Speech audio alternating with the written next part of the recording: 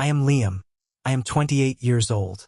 Exactly 28 months after my spine was permanently shattered and bolted back together with titanium, my own flesh and blood, my older brother, violently pushed me out of my wheelchair onto the hard, sun-baked concrete of my parents' backyard patio. While I lay there bleeding, struggling to breathe through blinding neuropathic pain, my family did not rush forward to help me. They laughed. My brother, Derek, stood over my broken body, his face heavily flushed with anger and day drinking, and yelled those cruel words right at me. "Stop faking for attention. Get up." And they actually cheered him on. 60 of my own relatives, people whose blood I share, people who watched me grow up, stood in a tight, eagerly watching circle and recorded my public humiliation on their phones like it was some kind of twisted, highly anticipated halftime show. But there was one crucial detail that absolutely none of them knew. The man standing quietly at the very back of the yard, holding a paper cup of gas station coffee and wearing a simple navy polo shirt, was not a lost neighbor looking for his dog. He was my orthopedic surgeon. He had been recording the entire assault from the exact moment he walked through the heavy wooden gate. And right now, my golden boy brother is begging for mercy while facing severe felony charges that will completely and permanently ruin his entire existence. Before I tell you exactly how I destroyed his perfect, meticulously crafted life and legally took everything he valued, hit that like button if you firmly believe in absolute, undeniable justice. And please, let me know exactly where you are watching from in the comments below. Your support means the absolute world to me, and it actively helps get this story out to people who might currently be suffering in silence under the crushing weight of a toxic family. Now, let's go back to the exact moment my family finally showed me their true, unapologetic faces. The concrete hit my elbow first. The impact was incredibly sharp and sudden, sending a brutal, sickening shockwave straight up the bones of my arm and directly into my shoulder joint. That initial impact was followed almost instantly by the terrifying crunch of my right hip slamming against the uneven patio stone. And finally, the side of my skull cracked violently against the ground. It was not quite hard enough to knock me completely unconscious, but it was exactly hard enough to make the entire physical world tilt violently and stay tilted. The bright blue, cloudless August sky, the towering oak trees lining the property, the expensive, Edison-style string lights my mother had spent all morning frantically hanging across the wooden deck. Everything slid sideways like a picture frame that someone had intentionally knocked completely off the wall. There were at least 60 people crammed into my parents' sprawling, meticulously landscaped backyard. The heat was absolutely suffocating. It was that heavy, oppressive, humid Midwestern air that physically presses down on your chest and makes it incredibly hard to pull in a full, satisfying breath. I could smell the rich, heavy smoke billowing from the massive charcoal grill, the sweet, sticky tang of expensive barbecue sauce burning slightly on the hot iron grates, and the sharp, deeply metallic copper taste of my own blood pooling in my mouth where I had bitten deeply through the inside of my cheek when my face hit the ground. My sister-in-law, Nora, stood rigidly near the edge of the patio. She raised her perfectly manicured hand to cover her mouth. It was not a gesture of horror or empathy or basic human concern. She was covering a dark, satisfied smirk. My Uncle Vernon, a man who built his entire personality around his stock portfolio, already had his expensive, brand-new smartphone out. The bright red recording dot glowed menacingly in the harsh afternoon sun. He was making absolutely sure he captured every single humiliating second of my degradation for his own private amusement. My brother Derek stood towering directly over me, his broad chest heaving up and down under his designer shirt. He had been actively hyping himself up for this exact, brutal confrontation for 2 solid years. He had been telling himself a deeply fabricated, entirely self-serving story where he was the righteous, brave hero finally exposing a lazy, manipulative fraud who was dragging down the family name. "Get up, Liam," he demanded. His voice was incredibly loud, aggressively projected so forcefully that the neighbors 3 houses down could undoubtedly hear every single syllable. It did not sound like a brother talking to a brother. It sounded exactly like an accusation delivered by a ruthless prosecutor in a crowded courtroom. I lay there completely helpless, pinned against the hot, unforgiving stone. My custom-built wheelchair, the incredibly complex piece of medical equipment that cost more than most reliable used cars, was tipped violently on its side 2 feet away from my head. One of the large, rubber-coated rear wheels was still spinning slowly, silently slicing through the heavy summer air. My right leg had folded completely underneath my body at a profoundly unnatural, grotesque angle. That single, jarring movement sent a blinding, white-hot flash of absolute, pure agony straight up my compromised spinal cord. It is a very specific kind of pain. It is the kind of pain I had spent the last 28 agonizing months painstakingly learning how to navigate.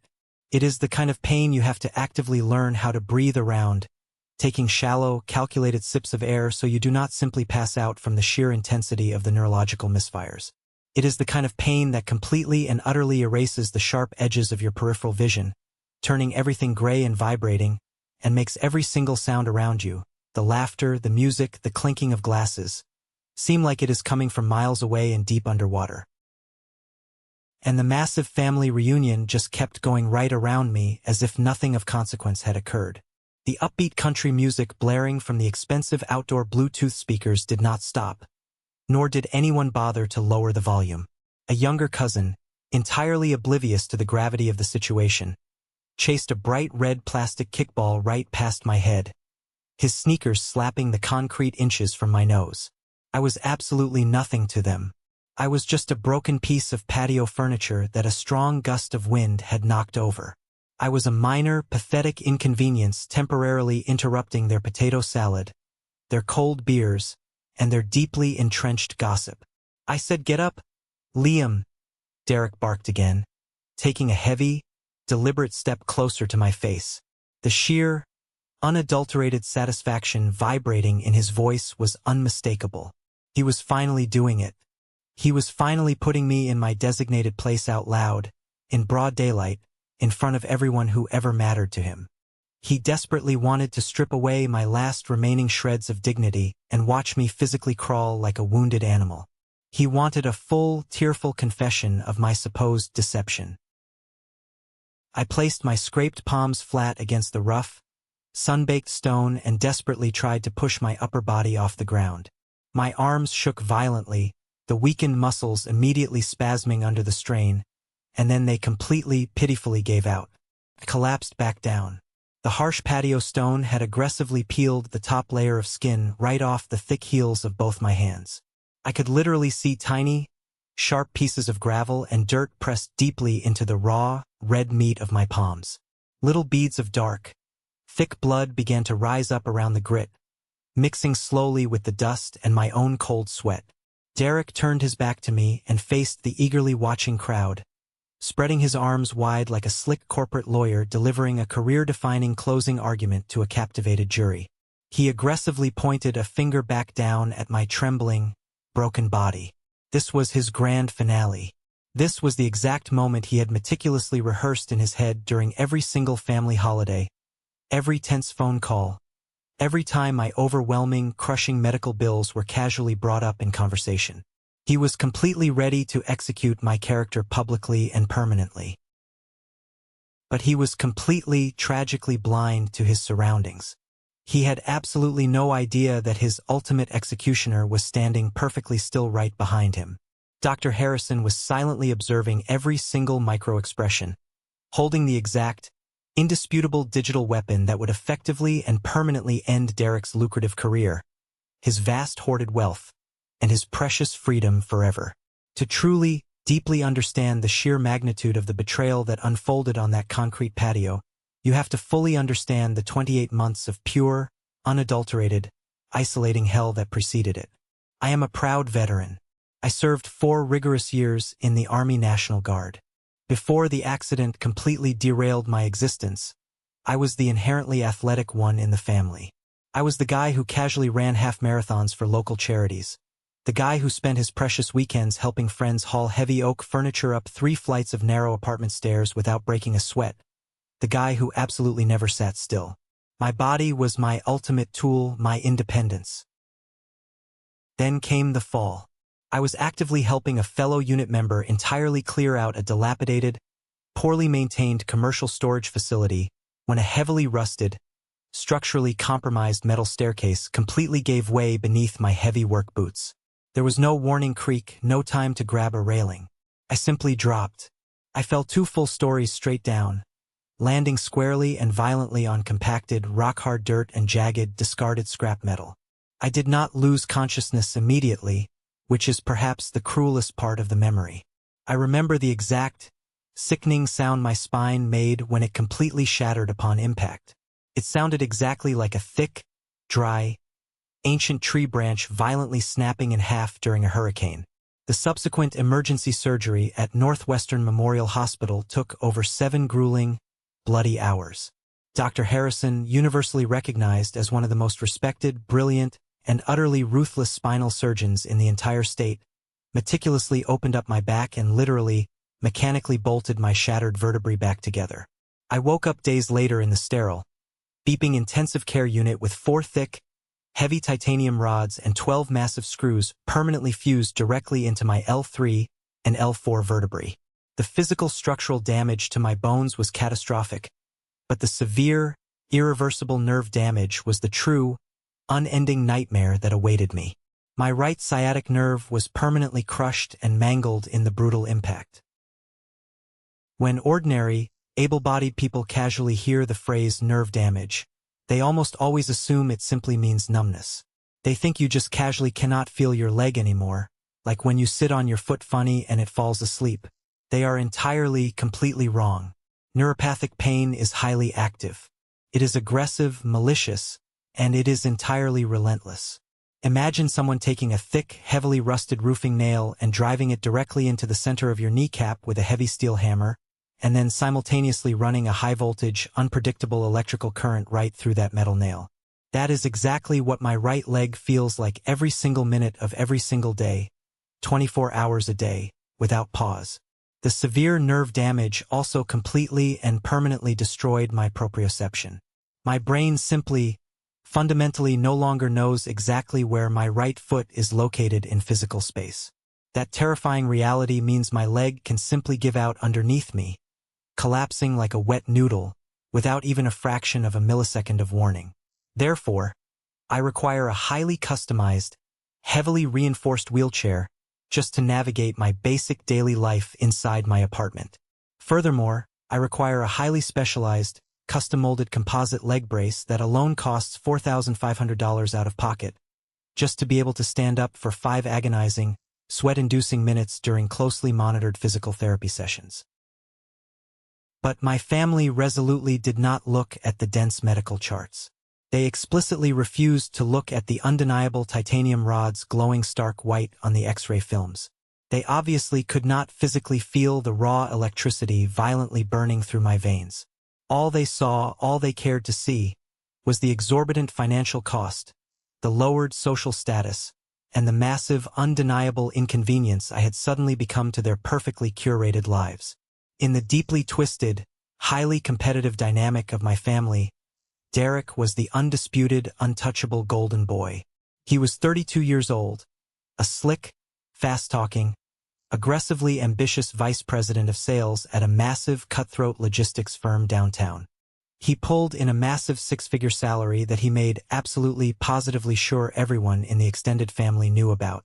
He aggressively drove a pristine, black luxury SUV, exclusively wore custom-tailored Italian suits, and most importantly, he directly managed our parents' substantial retirement accounts, their lucrative 401k portfolios, and their extensive, highly profitable real estate investments. He was the phenomenally successful son they eagerly bragged about to their wealthy friends at the exclusive country club. I, on the other hand, was the severely broken, permanently defective son they had to awkwardly, shamefully explain away at dinner parties. The devastating shift in their behavior toward me did not happen overnight in a massive explosion. It was a slow, toxic, incredibly corrosive drip of resentment that steadily built up over months. It started subtly with the crushing, overwhelming medical bills. My private insurance company aggressively fought tooth and nail, utilizing an army of corporate lawyers, against covering the full, necessary cost of my long-term inpatient rehabilitation and the heavily modified, expensive van I absolutely needed just to drive myself to mandatory medical appointments. My mother, Sylvia, complaining the entire time, had to quietly co-sign a high-interest loan against their fully paid-off house to help me briefly cover the massive financial gap while my claims processed. I promised her, looking her dead in the eyes with absolute sincerity, that I would pay her back every single cent directly from my military disability back pay the very second the complex federal paperwork cleared. But the ugly seed of financial resentment was permanently planted and meticulously watered. Thanksgiving dinner, exactly 1 year after my devastating, life-altering accident, was the major, undeniable turning point. I was sitting quietly at the far end of the long, beautifully decorated dining table in my bulky wheelchair. Derek was standing proudly at the head of the table, smoothly pouring very expensive, heavily aged red wine into delicate crystal glasses, complaining loudly and aggressively about his high tax bracket and how the government was actively stealing his hard-earned money to fund social programs. I just fundamentally do not understand why the hard-working, highly productive members of society constantly have to subsidize people who simply refuse to actively contribute. Derek announced smoothly, his tone dripping with condescension, staring directly and aggressively at me over the rim of his expensive wine glass. Some people figure out pretty quickly that cashing a guaranteed monthly disability check is a whole lot easier than actually dragging themselves out of bed and earning a real salary. They just milk the system. They milk their own generous families dry until there's nothing left. I gripped the black rubber armrests of my wheelchair until my knuckles turned completely, starkly white, the blood draining from my hands. My own brother was openly calling me a lazy parasite right to my face in front of the entire family. I looked pleadingly down the table at my mother, desperately expecting her to immediately shut him down, to fiercely defend her injured son. She just looked down at her expensive porcelain plate, pushed her mashed potatoes around silently with her silver fork, and took a small, incredibly quiet bite. My father, Richard, a man who worshipped financial success above all else, cleared his throat loudly and immediately changed the subject to his recent, incredibly frustrating golf swing. That deafening, cowardly silence from my own parents was their official, unmistakable endorsement of his cruelty. They truly, deeply believed I was lazy. They fully believed I was a massive, calculated burden who was slowly and intentionally draining the substantial inheritance Derek felt rightfully, exclusively belonged to him. A few short weeks after that horrific dinner, the final, devastating nail was aggressively driven into the coffin of our relationship. I was rolling slowly through the massive kitchen of my parents' house to get a simple glass of tap water. My mother had been furiously cleaning off the granite kitchen counter and quickly sorting the massive pile of Daily Mail. I looked down by chance into the large plastic trash situated heavily by the island and saw a thick, heavy manila envelope prominently displaying the logo of Northwestern Memorial Hospital resting casually on top of wet coffee grounds and discarded eggshells. It was the comprehensive, highly sensitive medical packet containing my latest, incredibly detailed MRI results, the complex, undeniably objective nerve conduction studies, and the stark, uncompromising, permanent prognosis written personally and signed by Dr. Harrison. I had practically begged my parents to sit down and read that exact document so they could finally understand the hard, irrefutable medical science behind why I could not just try harder to walk like a normal person. I painfully reached down, fighting the burning in my spine, and pulled it out. They had not even opened it. The thick glue seal on the flap was completely, perfectly unbroken. They threw my entire medical reality, the undisputed scientific proof of my daily torturous suffering, straight into the garbage because it was so much vastly easier to blindly believe Derek's convenient, financially motivated narrative. It was infinitely easier to firmly believe I was a manipulative con artist than to accept the horrifying, tragic reality that their youngest son was permanently disabled and trapped in constant agony. They absolutely, fundamentally refused to deal with the complex grief of losing the son they knew, so they conveniently and ruthlessly replaced it with blame. The environment rapidly became incredibly hostile and deeply toxic. When my Aunt Brenda went through a vicious, highly publicized divorce and fought a brutal, expensive legal battle for full custody of her teenagers, the entire family eagerly rallied around her like a well-funded army. When she definitively won the bitter lawsuit, they threw a massive, fully catered party with an open bar. But when I finally won my brutal, exhausting 6-month appeal with the insurance company just to get a specialized, medically necessary foam wheelchair cushion to prevent life-threatening pressure sores, Derek violently rolled his eyes in profound disgust and muttered loudly that I was acting like I had just won the state lottery. I became completely, totally isolated. I stayed firmly locked inside my small, accessible apartment, deeply dreading any forced, highly scrutinized interaction with them. But the family dynamics were about to sharply turn from passive-aggressive to openly, aggressively dangerous. The fatal spark that ignited the final, catastrophic explosion came directly from my younger cousin, Tyler. Tyler was 24 years old, deeply and hopelessly in debt from a useless, entirely unmarketable college degree, and absolutely pathetically desperate to get his hands on some of Derek's massive salary to immediately pay off a looming high-interest loan. Tyler knew exactly what Derek desperately, obsessively wanted to hear. So, Tyler maliciously fabricated a completely false story and handed Derek exactly the highly explosive ammunition he needed to completely destroy me. The fateful phone call from Aunt Brenda came on a dreary, rainy Tuesday afternoon, exactly 2 weeks before the highly anticipated annual summer family reunion. Aunt Brenda was exactly the kind of woman who treated simple family gatherings and neighborhood HOA meetings like highly strategic, life-or-death military campaigns. She thrived entirely on absolute control and complex emotional manipulation, always expertly hiding her pure, unadulterated venom behind a sickeningly sweet, deeply concerned Southern Belle voice. "Liam, sweetheart, you simply have to come to the family reunion this year," she cooed smoothly through the phone receiver, her tone dripping with entirely fake empathy. "Your poor, exhausted mother is just absolutely sick with worry about you hiding away in that dark, depressing apartment all by yourself. It is like you are actively treating your medical condition like an ongoing funeral. You need to be around family. We genuinely miss you so much. Brenda, the backyard is completely inaccessible for my chair. There are steps, and the grass is too soft," I replied flatly, staring blankly at the cold rain hitting my living room window. "And nobody there actually wants to see me. They just want to stare at my paralyzed legs and whisper nasty theories behind my back.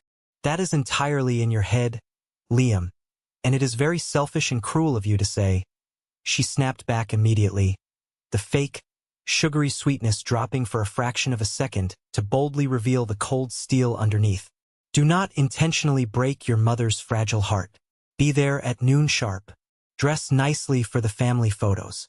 We are hiring a professional photographer." She hung up the phone abruptly before I could even formulate a proper argument. I sat perfectly still in the quiet, sterile environment of my living room, staring blankly at the black, reflecting screen of my cell phone.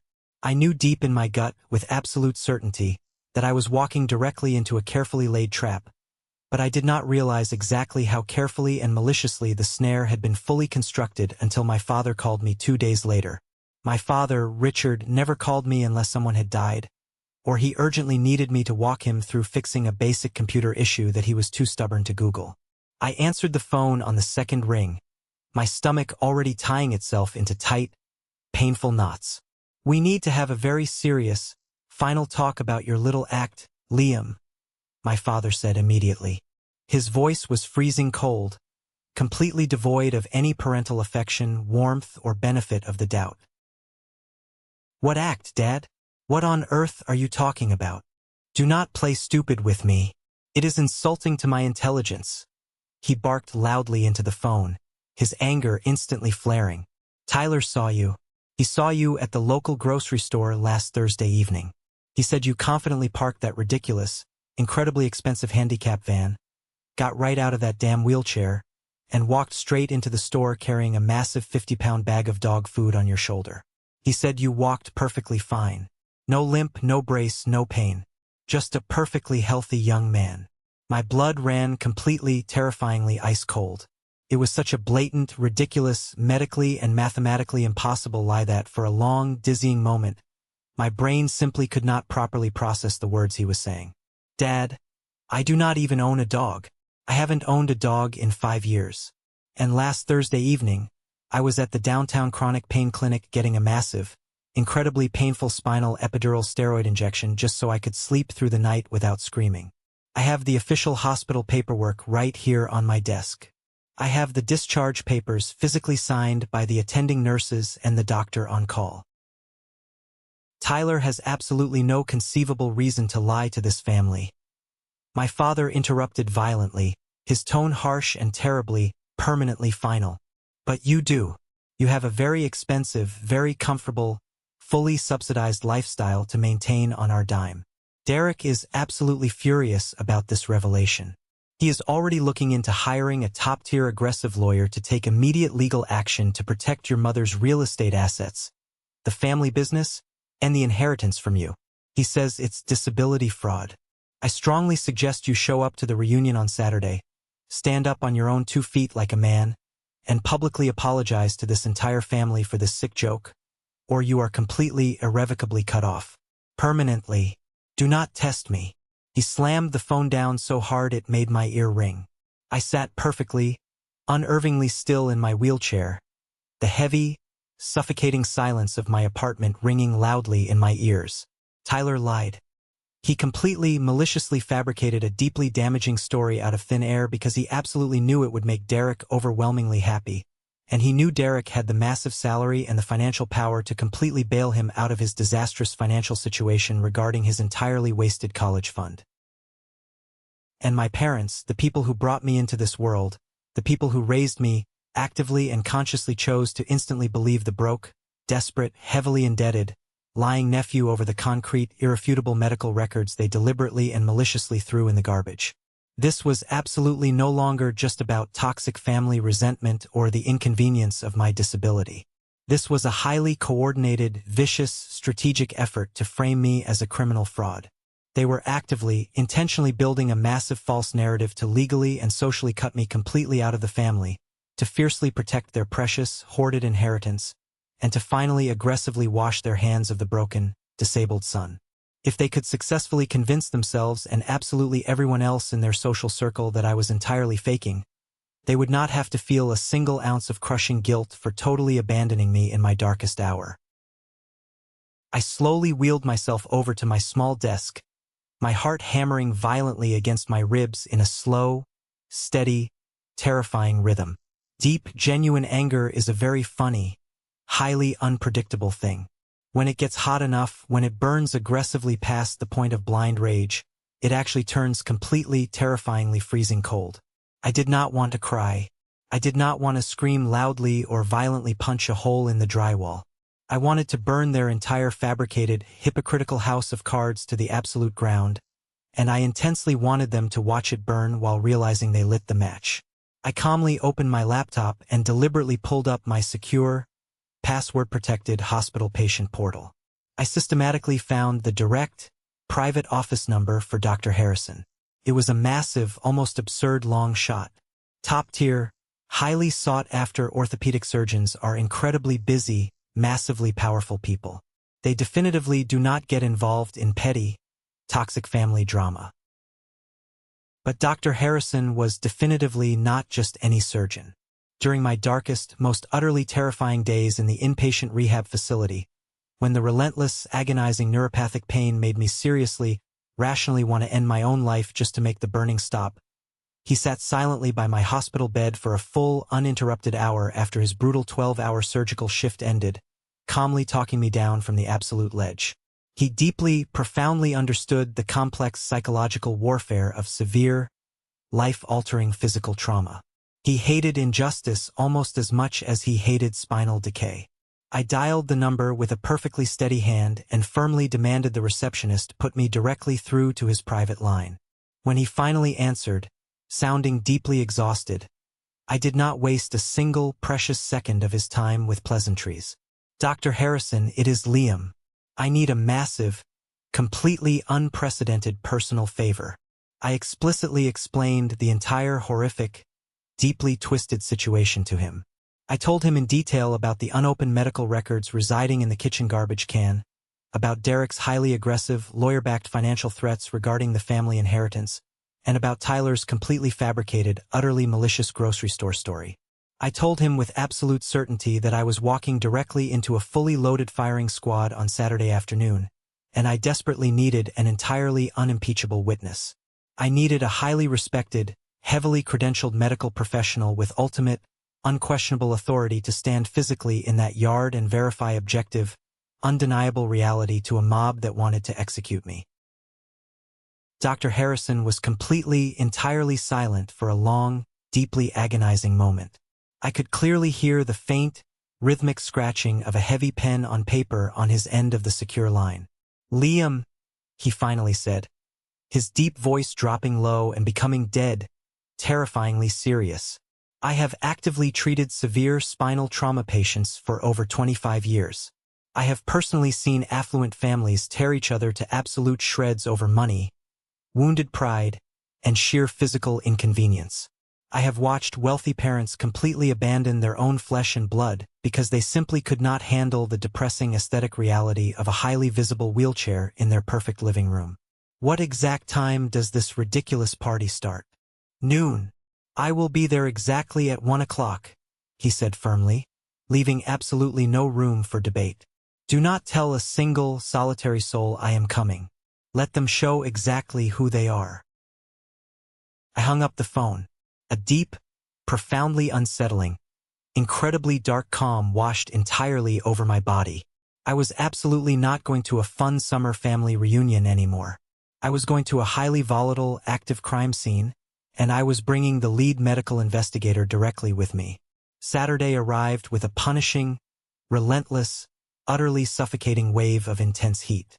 I drove my heavily modified, incredibly expensive Honda Odyssey van slowly up to the cracked curb directly outside my parents' massive, imposing suburban house.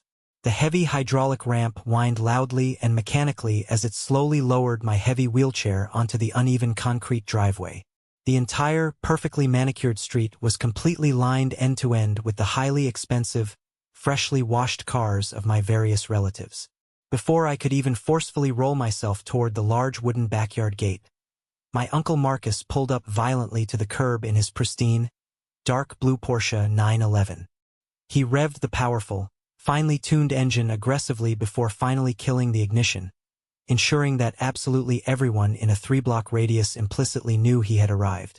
Marcus confidently stepped out, wearing a crisp, entirely unwrinkled designer polo shirt and highly expensive mirrored sunglasses, looking exactly like a walking, talking billboard for extreme midlife crisis wealth and unearned arrogance. "Liam!" he shouted obnoxiously over the sleek, polished roof of the expensive Porsche, a nasty, highly condescending smirk firmly plastered on his aging face. "Still aggressively riding around in the taxpayer-funded luxury chariot, I see. Must be incredibly nice to have your poor mom foot the massive, ongoing bill for the gas while the rest of us actually get up and work for a living every day." He did not wait for any sort of response. He just violently slammed his heavy car door shut and marched purposefully past me, aggressively pushing through the heavy wooden gate without offering even a slight pause to hold it open for my bulky chair. I took a deep, intensely steadying breath, tightly adjusted my grip on the hot metal hand rims of my wheels, and slowly, deliberately followed him directly into the heart of the lion's den. The sprawling backyard was absolutely packed. There were at least 60 people loudly scattered across the perfectly manicured, bright green lawn and the massive, expensive stone patio. Aunt Brenda was aggressively, loudly holding court near the massive, overflowing buffet table, meticulously organizing the bowls of potato salad and the highly expensive cuts of meat like a deeply deranged military field marshal. My mother, Sylvia, was nervously, repetitively wiping down perfectly clean folding tables with a damp rag, entirely refusing to make direct eye contact with anyone who passed by her. The exact, precise moment my heavy wheelchair tires rolled onto the hard concrete of the main patio, the entire social atmosphere violently shifted. It was intensely palpable, exactly like a sudden, terrifying drop in barometric pressure seconds before a violent tornado touches down. Loud conversations immediately dropped in volume to a low, buzzing murmur. Eyes darted aggressively toward me, deeply judging, intensely assessing, and then quickly, cowardly darted away. I was the giant, highly inconvenient elephant in the room, the ultimate pariah they had all gleefully gathered to judge, convict, and eventually execute. I quietly parked myself near a large, shady oak tree on the far edge of the concrete, intentionally and strategically staying entirely out of the direct flow of heavy foot traffic. Absolutely nobody brought me a cold drink. Nobody casually asked how I was doing, or how my grueling physical therapy was progressing, or if I needed any assistance navigating the uneven grass. Tyler, the cowardly architect of the despicable grocery store lie, actively and visibly avoided making any eye contact with me whatsoever, cowardly hiding his face behind his girlfriend near the large, ice-filled coolers of expensive imported beer. About an hour into the incredibly tense, painfully awkward party, Derek finally emerged grandly from the house. He was confidently holding a large plastic cup heavily filled with craft beer, his face already heavily flushed from aggressive day drinking. He walked straight, with intense purpose, into the absolute dead center of the patio, laughing incredibly loudly at a minor joke someone made, purposefully making absolutely sure he was the undisputed center of everyone's attention. His heavily made-up fiancée, Nora, trailed quietly and submissively behind him, looking slightly uncomfortable with the intensely aggressive energy, but entirely unwilling to verbally challenge him in front of his adoring family. Derek's cold eyes swept the busy yard and instantly locked aggressively onto me. I saw the thick muscles in his square jaw tighten violently. He took a long, highly deliberate drink from his plastic cup and started walking directly, menacingly in my direction. The surrounding relatives immediately noticed the aggressive movement. The casual, light chatter began to die down rapidly until the yard was eerily silent. People instinctively, excitedly formed a loose, highly expectant semicircle around us, drawn entirely to the impending violent conflict like starving wild animals to fresh, bleeding meat. "So," Derek said incredibly loudly, stopping exactly about 5 feet from my chair, ensuring he had the entire yard's undivided audience.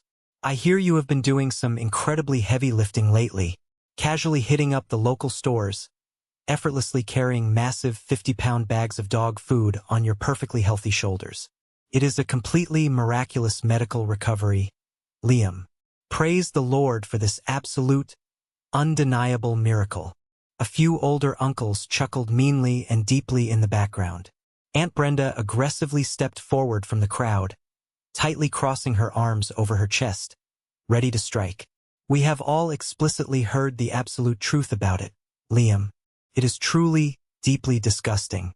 Your poor, exhausted mother has been losing sleep, secretly taking out second mortgages just to support you, and you are running casual errands and walking perfectly fine when you incorrectly think nobody is closely looking." "I do not own a dog, Brenda," I said, intentionally keeping my voice incredibly, unnervingly steady, projecting it clearly and loudly across the suddenly dead silent yard. "And Tyler is a pathological, desperate liar. On Thursday evening, I was at the downtown chronic pain clinic getting a massive, terrifyingly long needle driven directly into my damaged spine." Tyler's face instantly turned bright, guilty, burning red from across the wide patio. "I saw you," he yelled loudly from the absolute back of the crowded gathering, his cowardly voice cracking slightly under the immense pressure. "I know exactly what my own 2 eyes saw. You saw a pathetic, completely transparent opportunity to get Derek to pay off your massive, defaulted college fund debt because you are entirely broke and deeply desperate." I shot back fiercely, locking eyes directly and intensely with Tyler. He visibly, physically flinched backward and immediately stared hard at the grass, unable to hold my gaze. Derek violently and aggressively slammed his heavy plastic cup down hard onto a nearby glass patio table. Cold beer sloshed heavily over the rim and dripped loudly onto the hot stone. "Do not you ever dare call my younger cousin a liar to desperately cover up your own garbage, manipulative behavior," Derek snarled viciously, taking a massive, highly intimidating step closer to me. He was aggressively looming directly over me now, violently invading my tight physical space, actively trying to intimidate me with his sheer height and physical presence. I could strongly smell the stale alcohol and the overly expensive, cloying cologne radiating aggressively off his flushed skin. "You deeply think you are so incredibly, remarkably smart," Derek continued, his angry voice echoing loudly off the brick side of the large house. "You actually think you can just successfully leech off this family's hard-earned money forever without any consequences. You are a massive, embarrassing drain on Mom and Dad. You are a massive financial liability to my future. This whole pathetic wheelchair act, it is deeply, truly pathetic. You are just too incredibly lazy to get a real promotion or a real job. You actually want to talk about actual, objective reality, Derek?"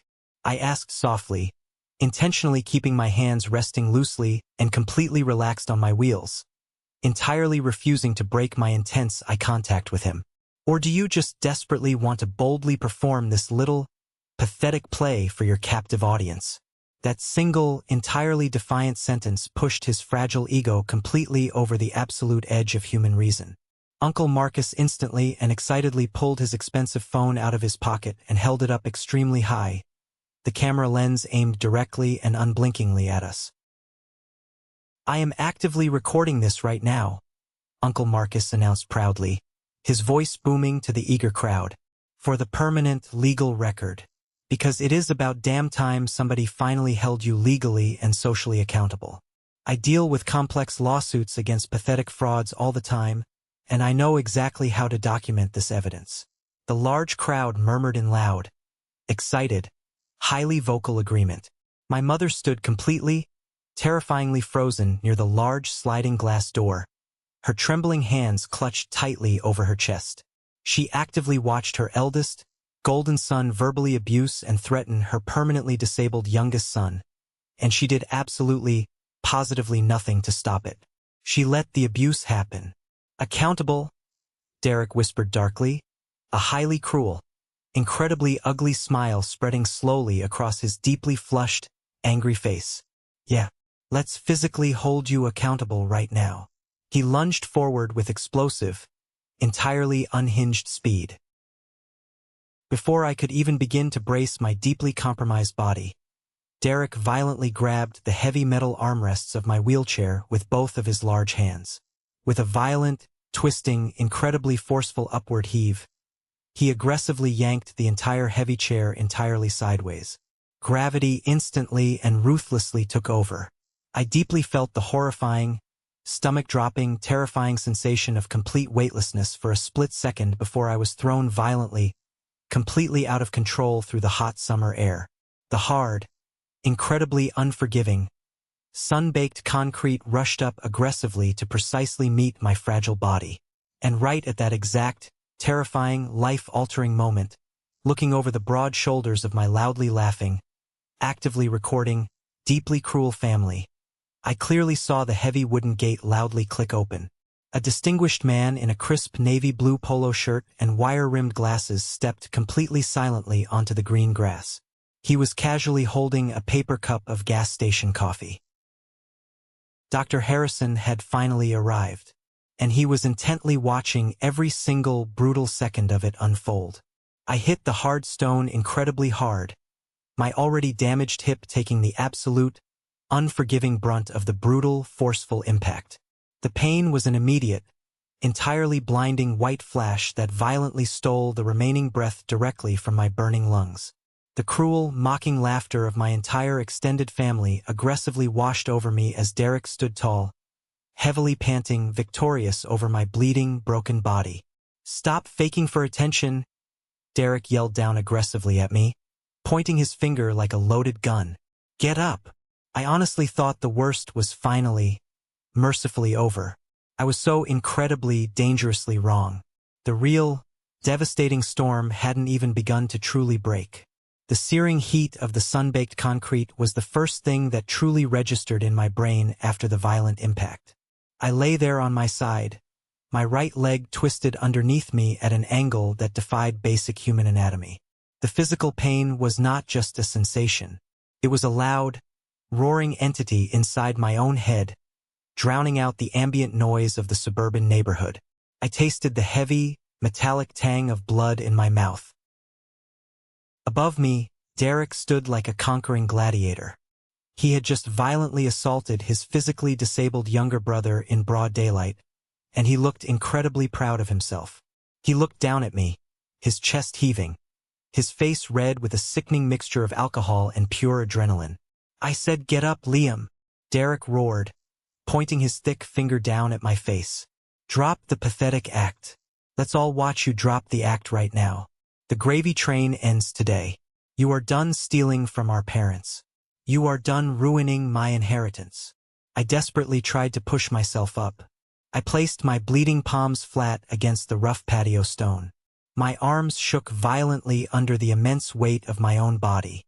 The muscles spasmed, completely failing to find any leverage. I collapsed back down, my cheek resting directly against the hot stone. And then, the most terrifying thing of all happened. The crowd did not gasp in horror. They did not rush forward to pull Derek away from me. They did not reach for their phones to call for an ambulance. They joined in, started with Aunt Brenda, the woman who had just dragged her ex-husband through a vicious, highly publicized divorce and a bitter custody battle, destroying his life over hidden financial assets, now found a new target to focus her endless venom on. She began to clap her hands together in a slow, rhythmic, mocking beat. "Stand up," she chanted loudly, her voice piercing the humid August air. Tyler, the cowardly cousin who had fabricated the entire grocery store lie to secure a bailout for his empty college fund, quickly chimed in, emboldened by the mob. "Yeah, stand up, Liam. We know you can do it." Within seconds, the entire backyard transformed from a standard Midwestern family reunion into a vicious, deeply primitive mob. My uncles, my aunts, my older cousins, the people who had attended my high school graduation, the people who had sat around Thanksgiving dinner tables with me for nearly 3 decades, all began to chant in unison. "Stand up, stand up, stand up."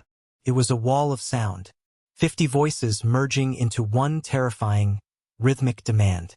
Uncle Marcus was holding his expensive smartphone high in the air, the camera lens focused tightly on my bleeding face, actively recording my utter humiliation for his own twisted amusement.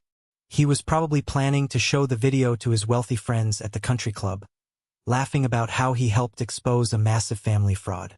I looked desperately through the forest of legs surrounding me, searching for one single face that held an ounce of humanity. I looked for my mother, Sylvia. She was standing frozen near the large sliding glass door of the kitchen. Her hands were covering her mouth. Tears were welling up in her eyes, but she did absolutely nothing. She did not step forward. She did not scream at Derek to stop. She watched her golden child, the son with the massive salary and the brilliant career, physically and psychologically destroy her youngest son. Her silence was the loudest, most violent weapon used against me that day. The pain in my spine was reaching a critical mass. The neuropathic fire in my right leg was burning so fiercely that I honestly thought I was going to lose consciousness. The dark edges of my vision were closing in rapidly.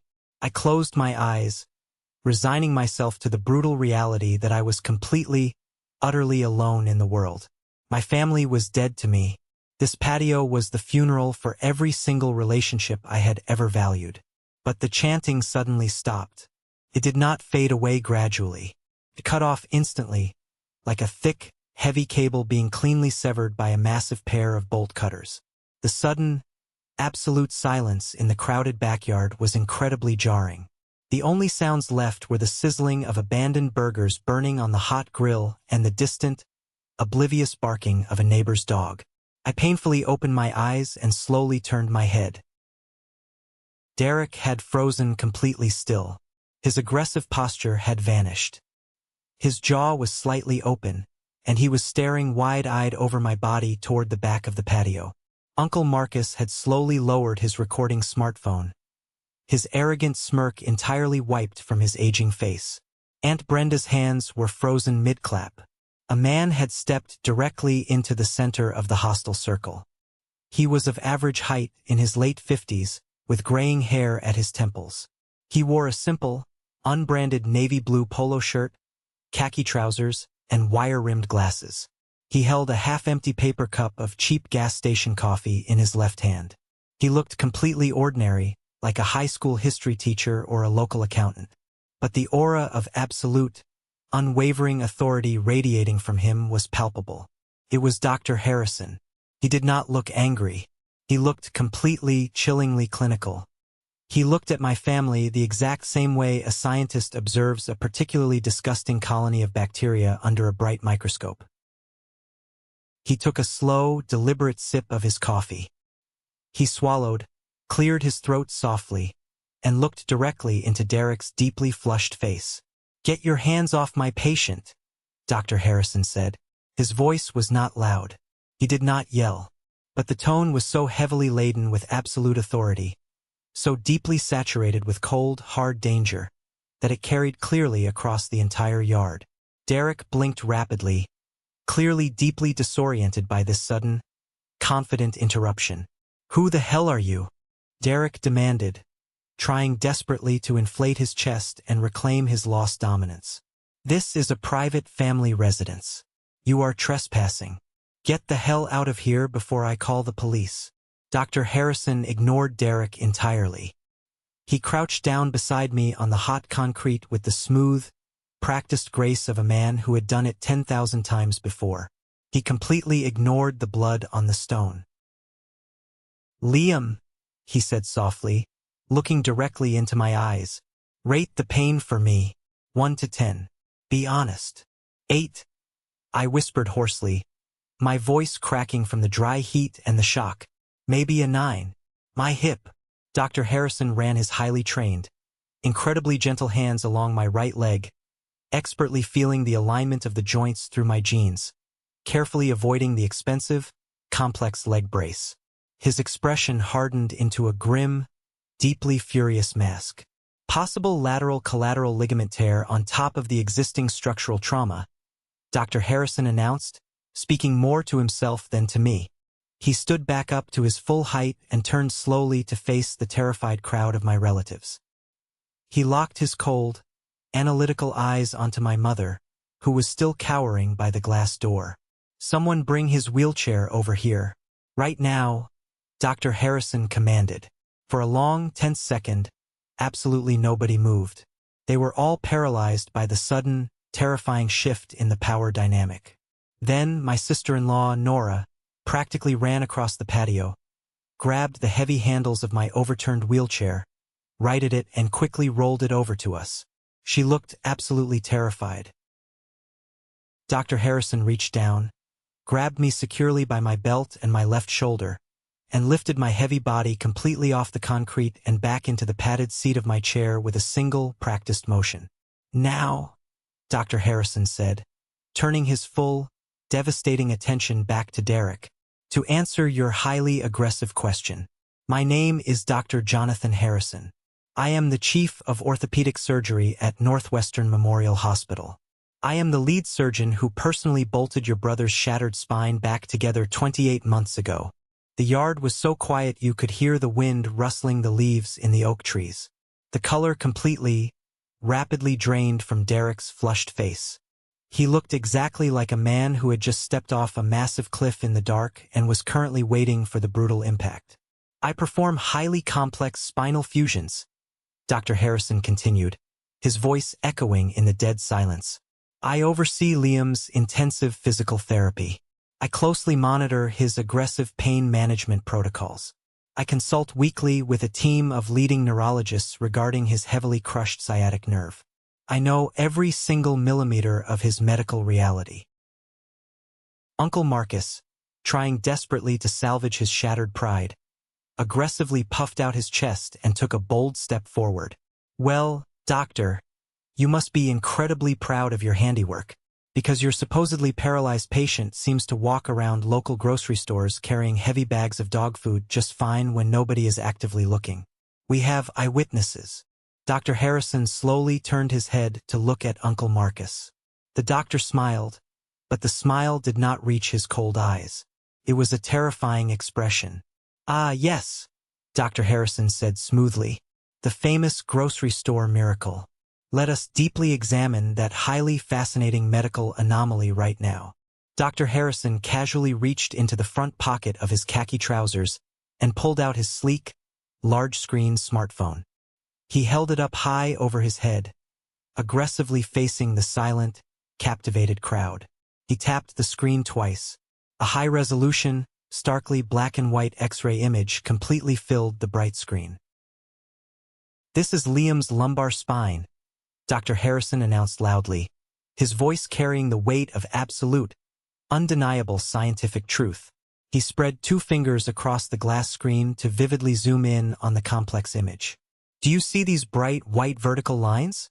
Those are 4 solid titanium rods. And these thick shapes here, here, and here? Those are 12 massive surgical screws firmly anchored deeply into the bone. That is the massive spinal fusion that I personally performed during a brutal 7-hour surgery. The agonizing recovery process ran 6 solid months, and that was considered the highly optimistic, fast version." Absolutely nobody spoke. Nobody dared to even breathe too loudly. Aunt Brenda looked like she was going to be physically sick right there on the expensive patio furniture. "The strict medical reason Liam can currently stand for exactly 5 minutes during an intensive physical therapy session," Dr. Harrison continued relentlessly, "is that a highly dedicated team of medical professionals has spent over a year slowly, deliberately, and painfully retraining his severely traumatized body to simply manage incredibly short distances with a heavy walker. After roughly 40 meters, the permanent, irreversible nerve damage naturally produces a level of pure, electrical pain severe enough to force his body to a complete, uncontrollable stop." Dr. Harrison slowly swiped his thumb across the screen, revealing a highly detailed, vividly colorful MRI scan. "This dark, completely necrotic region right here is the right sciatic nerve," he pointed sharply. "That is permanent, irreversible, catastrophic damage from a massive 2-story fall onto scrap metal. It is the exact scientific reason his right leg possesses almost zero proprioception. It is the reason his leg simply violently gives out underneath him without warning. It is the reason there is no magical cure. This is the permanent, unchangeable rest of Liam's natural life. Every single day of it." Dr. Harrison lowered the phone slightly and looked directly, piercingly at Tyler, who was trying desperately to shrink backwards into the dense hedges. "So, to directly address the highly specific, incredibly malicious rumor regarding a 50-pound bag of dog food at a local Walmart," Dr. Harrison said, his voice dripping with pure, concentrated venom. "Unless your nephew possesses a secret, highly advanced medical degree, and somehow secretly completely regenerated a totally crushed central nerve ending in an afternoon, he is a pathological, manipulative liar who intentionally fabricated a dangerous story to further deeply fracture this broken family." Tyler visibly shook. He opened his mouth to aggressively defend himself, but no words came out. He looked at Derek for help, but Derek was staring blankly at the ground, utterly destroyed by the undeniable medical evidence. "But sure," Dr. Harrison said smoothly, his tone heavily layered with dark, biting sarcasm. "He is entirely faking it for the attention. Because needing help to use a toilet and living in chronic, blinding agony is every young man's ultimate dream." Dr. Harrison raised the smartphone even higher into the air so the entire yard could clearly see the bright screen. He swiped one final, devastating time. "And then there is this highly interesting file," Dr. Harrison said. "I actually started recording high-definition video the exact moment I quietly walked through the wooden gate into this lovely, warm family gathering. That was exactly 9 minutes ago." He pressed play with his thumb. The volume on his phone was turned all the way up. Derek's own angry, aggressively drunken voice came loudly out of the small speakers, entirely unmistakable and incredibly damning. "Stop faking for attention. Get up." Then, the highly distinct, wet, sickening sound of my body violently hitting the hard stone patio echoed across the yard. The cruel, mocking laughter that immediately followed. Aunt Brenda's shrill voice initiating the horrific chant. The entire crowd joining in, rhythmically demanding that a permanently disabled man perform for their amusement.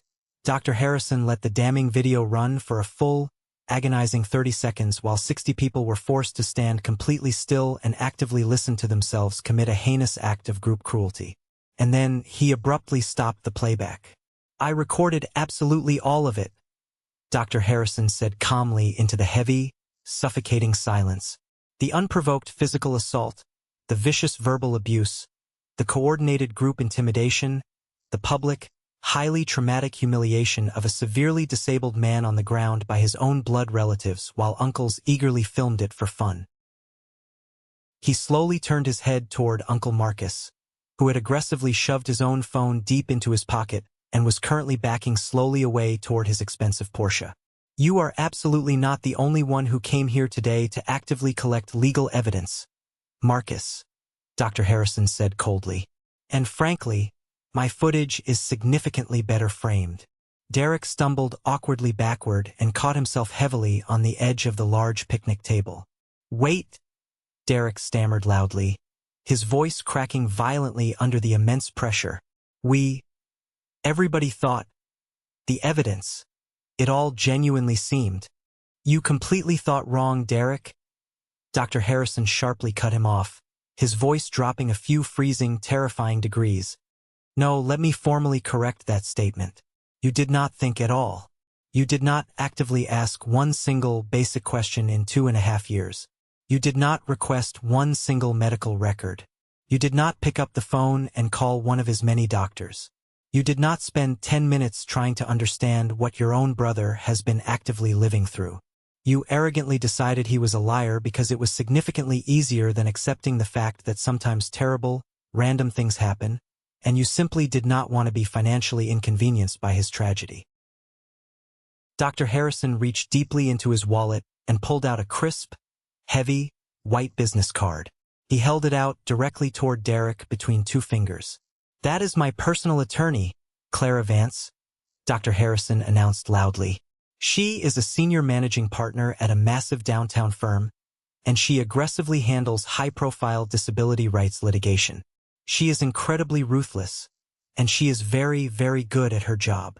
Derek stared blankly at the little white card in Dr. Harrison's hand like it might physically bite him if he reached for it. He did not take it. Dr. Harrison simply set it down heavily on the picnic table instead.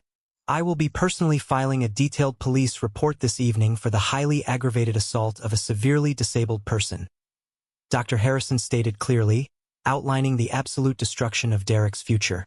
Alongside it, Clara will be immediately filing a massive civil lawsuit for battery, intentional infliction of severe emotional distress, and coordinated group harassment.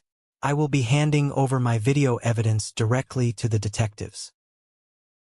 Dr. Harrison paused, letting the immense, crushing weight of the legal threats settle heavily over the terrified crowd.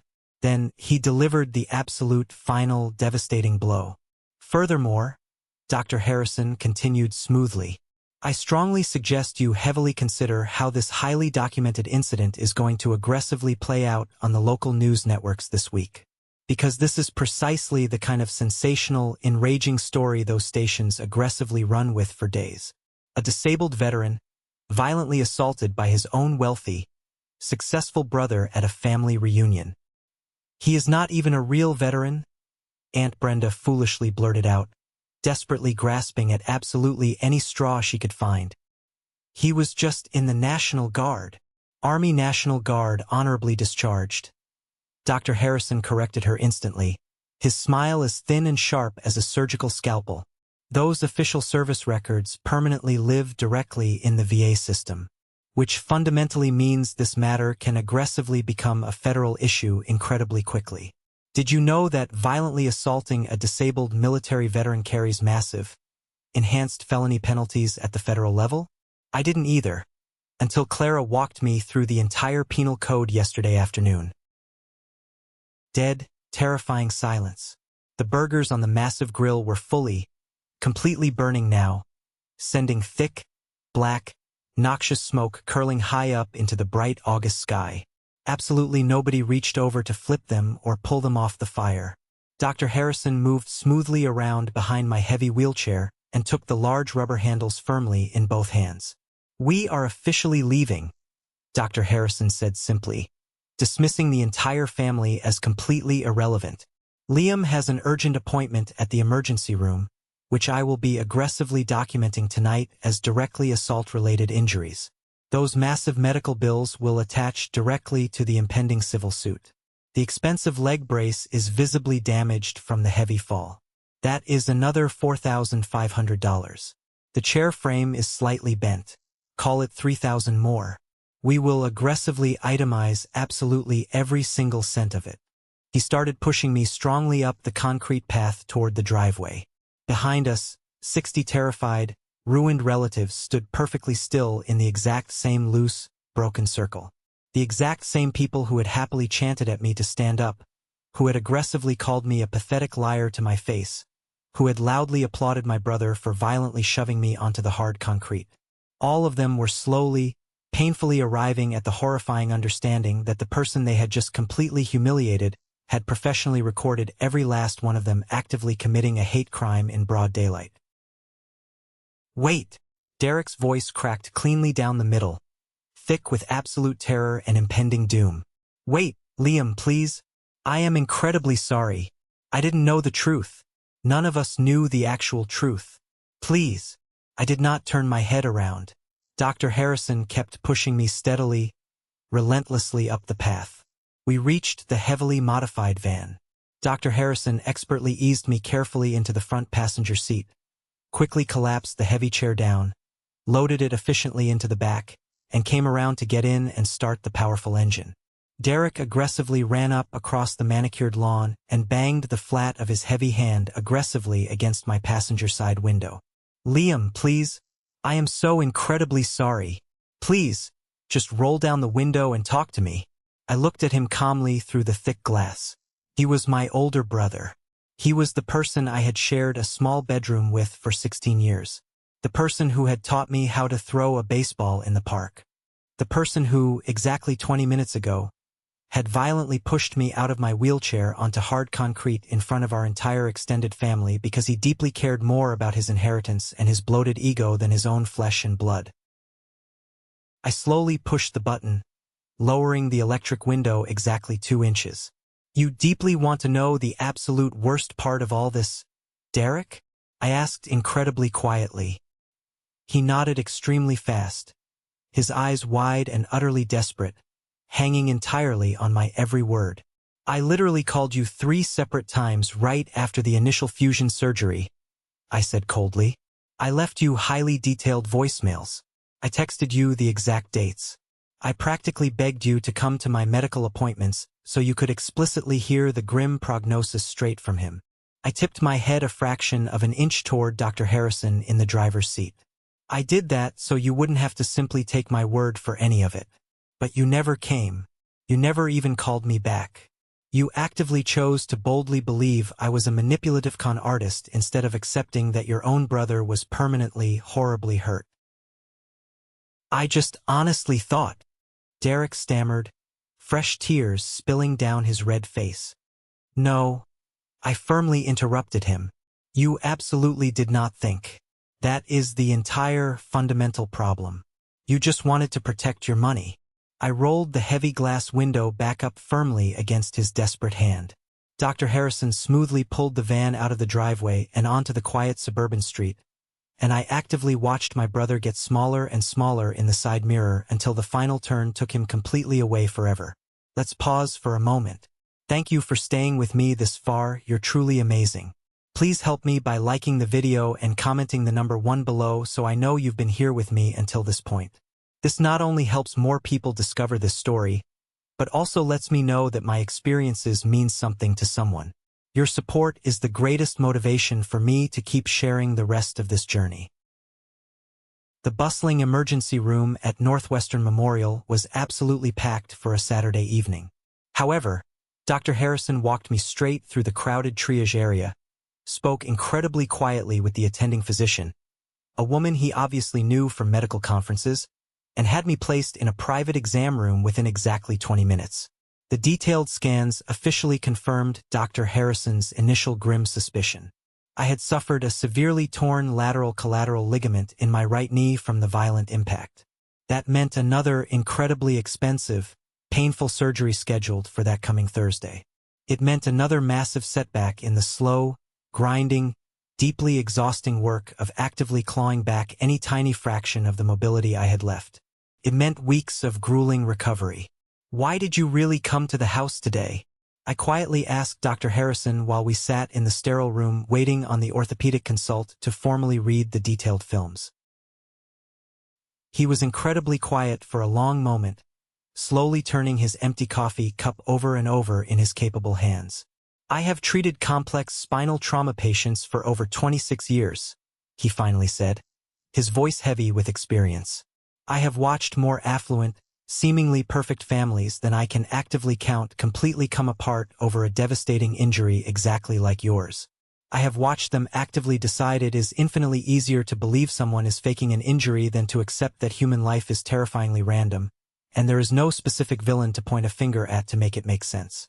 I came today so that your family would never, ever be able to use the excuse that they simply didn't know the truth." The official, highly detailed police report was filed first thing Monday morning. Detective Ray Brennan of the local police department formally called me late Tuesday afternoon.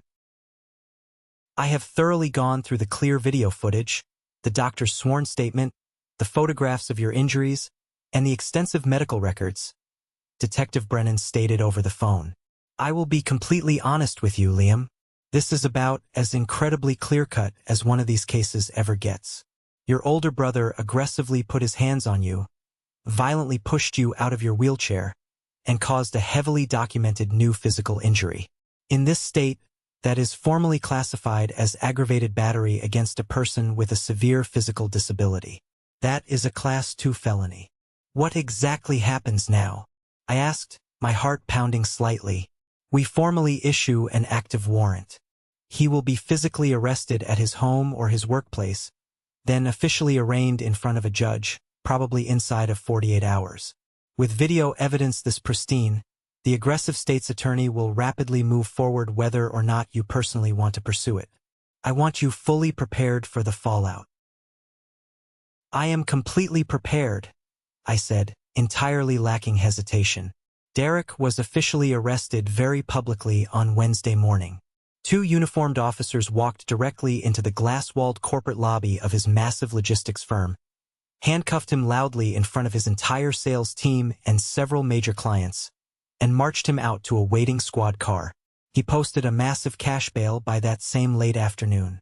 His expensive, slick defense lawyer, some high-priced personal injury guy he knew from his exclusive country club, desperately called me early Thursday morning at my apartment.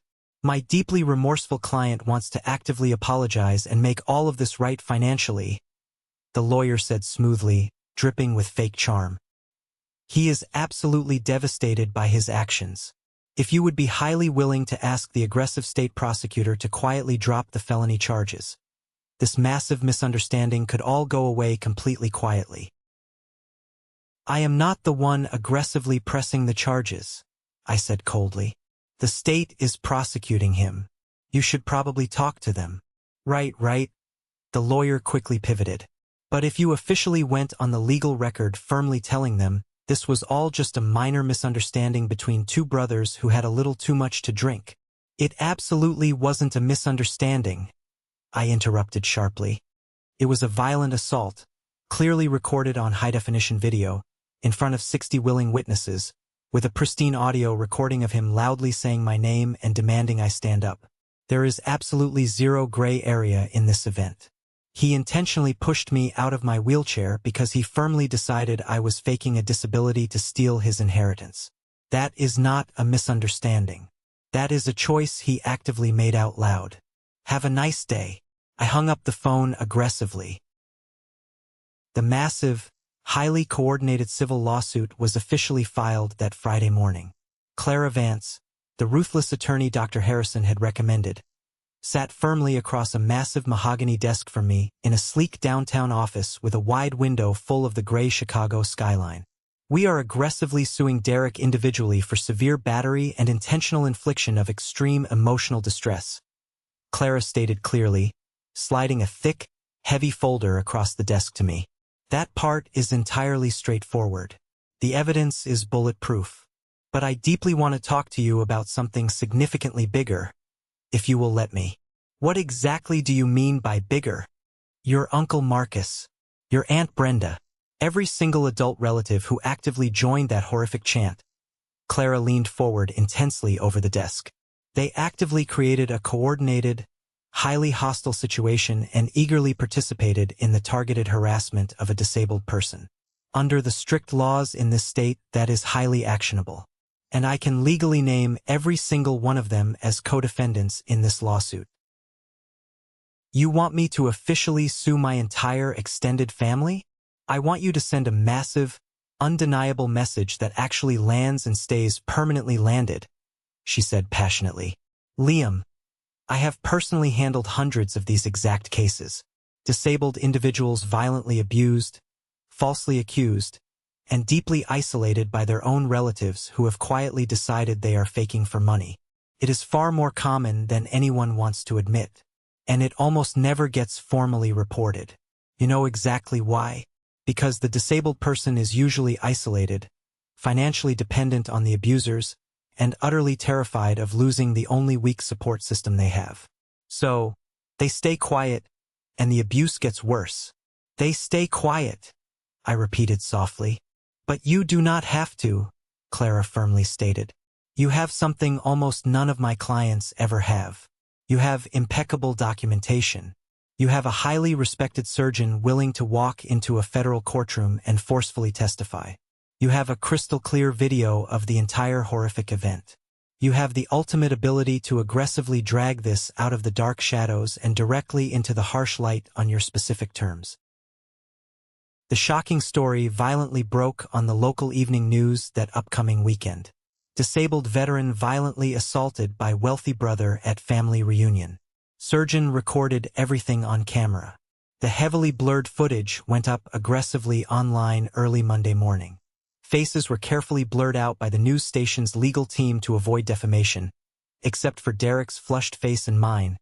But you could still clearly see the violent push, the terrifying fall, hear his arrogant voice, and hear the horrific group chant rapidly rise up behind him. The video hit 3 million viral views by late Tuesday night. The massive national media outlets had the story by Wednesday. By Thursday, I was politely declining lucrative interview offers from national morning shows. I absolutely did not want to be famous. I had only ever wanted one specific thing for 28 months, to be believed. And Derek's perfectly curated, highly expensive life completely came apart exponentially faster than any slow criminal trial ever could have managed. The logistics firm he worked for saw the viral video. They immediately suspended him on Tuesday morning, severely citing a massive violation of their strict corporate morality clause, and formally terminated his high-salary employment by the end of that exact same week. He lost his massive income, his stock options, and his pristine reputation. His beautiful fiancée, Nora, quietly packed her bags, formally called off the expensive, highly planned wedding, and rapidly moved out of their luxury downtown apartment, terrified of being publicly associated with a viral abuser. His wealthy friends completely stopped answering his desperate texts one by one, and his full name, eagerly typed into any search bar by any future employer, landlord, or potential date, prominently returned the exact same 30-second video clip forever permanently anchored at the top of the search results. The vice president who violently pushed his disabled brother out of a wheelchair. During the aggressive discovery phase of our civil lawsuit, Clara's relentless forensic accountants unearthed the final, massive twist that completely destroyed the family dynamic forever. While aggressively digging through Derek's financial records to determine his capacity to pay a massive settlement, Clara uncovered the absolute truth about his deep hatred for me. Derek had been actively embezzling massive amounts of money from my parents' extensive retirement accounts and their lucrative real estate portfolio for nearly 3 years to heavily fund his own extravagant, wildly unsustainable lifestyle. He didn't violently hate me because my medical bills were a financial burden. He hated me because he was absolutely terrified that if my parents ever had to deeply audit their accounts to pay for my extensive care, they would immediately discover the massive financial crater he had secretly dug. He fabricated the narrative that I was a fraud completely out of sheer, desperate financial panic, eagerly projecting his own massive thievery directly onto me. My mother, Sylvia, desperately called me exactly 3 weeks after the disastrous family reunion. "He is completely ruined, Liam," she sobbed hysterically into the phone. "He lost the massive luxury apartment. He cannot get hired absolutely anywhere. Not with that horrific video out there with his clear face on it. He is facing actual prison time. He is your brother. Isn't there anything you can possibly do to stop this?" "Like what exactly, Mom?" I asked coldly. "Call the state prosecutor? Tell them it was a funny joke? Tell them I forgive him for violently assaulting me?" "Yes," she cried out desperately. "They will absolutely listen to you. Please, Liam." "It wasn't a misunderstanding," I said again, as gently but firmly as I possibly could. "He violently assaulted me in front of 60 people while I was already severely disabled and actively bleeding on the ground. He also secretly stole hundreds of thousands of dollars from your personal retirement accounts to buy expensive watches and luxury cars. That is not a mistake he made. That is a long series of deliberate choices he aggressively made with complete malice. So, you are just going to completely stand by and watch your own brother's entire life be totally destroyed?" she demanded angrily, shifting the ultimate blame back onto me. I thought about that accusatory question for a long, defining moment, looking down at my damaged legs, at the expensive custom brace, at the heavy wheels of my chair. "No, Mom," I said with finality. "I am going to firmly let him actively live with the severe consequences of the terrible things he consciously chose to do. And I am completely done pretending I owe any of you a damn thing." I firmly hung up the phone without saying goodbye, effectively and permanently cutting the final, toxic cord tying me to that family. The massive legal settlement officially came 4 grueling months later. Derek, completely cornered by the undeniable video and the crushing financial embezzlement evidence, formally pleaded guilty to the severe charge of aggravated battery against a disabled person. To avoid actual prison time, he desperately took 3 years of strict probation, 500 hours of grueling community service, mandatory intensive court-ordered anger management classes, and a heavily suspended sentence that would instantly land him in a federal cell the very second he put a single foot out of line. He also had a permanent felony conviction on his record, ensuring he would never work in high-level corporate finance ever again. The massive civil suit against Derek and the participating family members settled out of court for a staggering sum. They actively liquidated real estate, emptied remaining college funds, and drained savings accounts just to avoid a humiliating, highly publicized public trial. The massive settlement fully covered all my past exorbitant medical bills, compensated for my intense pain and suffering, fully funded all of my future advanced physical therapy needs, and provided massive punitive damages firmly bearing my name. Derek would effectively be aggressively paying that massive debt down out of whatever low-wage manual labor work he could manage to find for the rest of his natural life. Aunt Brenda and Uncle Marcus were financially devastated by their portion of the settlement, and the resulting intense family infighting completely and utterly shattered whatever fragile bonds they had left. The family was entirely broken, deeply trapped in a toxic, bitter mess of their own, loudly blaming each other for the complete loss of their hoarded wealth and highly prized social status. Clara Vance officially called me on a sunny Tuesday afternoon, the exact day the final, binding legal document was signed and officially filed with the high courts. "It is completely done, Liam," she said, her voice laced with deep, professional satisfaction. "All of it is secured. The funds are actively transferring to your secure accounts. How does that truly feel?" I sat quietly in my new, entirely fully accessible, brightly lit apartment. I slowly wheeled myself over to the large bay window and looked out at the bustling, vibrant street below. I felt the dull, familiar, constant burning ache in my right leg, but for the first time in almost 3 long years, the heavy, suffocating weight on my chest was completely, entirely gone. "They believe me now," I said softly into the phone. "That is honestly all I ever genuinely wanted out of any of this nightmare. For someone to simply believe me." "They will never be able to forget it either," Clara correctly noted. "I used the massive settlement money to fully regain absolute, total independence. I purchased a highly advanced, top-of-the-line wheelchair that allowed me to easily navigate any terrain. I hired the absolute best, most expensive physical therapists in the city to actively work with me 3 times a week. I completely cut off all contact with my parents, Derek, Tyler, and the rest of the deeply toxic relatives who had stood on that patio and eagerly cheered for my destruction. I finally realized that blood does not automatically make a family. True family is actively defined by basic, fundamental respect, deep empathy, and the absolute willingness to fiercely protect one another when things get terrifyingly dark. My family consisted of Dr. Harrison, who stood firmly in the gap when I was utterly defenseless. It consisted of Clara, who ruthlessly fought for my legal dignity. And most importantly, it consisted of myself, because I finally found the immense strength to forcefully set a permanent, uncrossable boundary and demand the respect I inherently deserved as a human being. Derek thought he was physically pushing a pathetic, weak burden onto the hard concrete that day.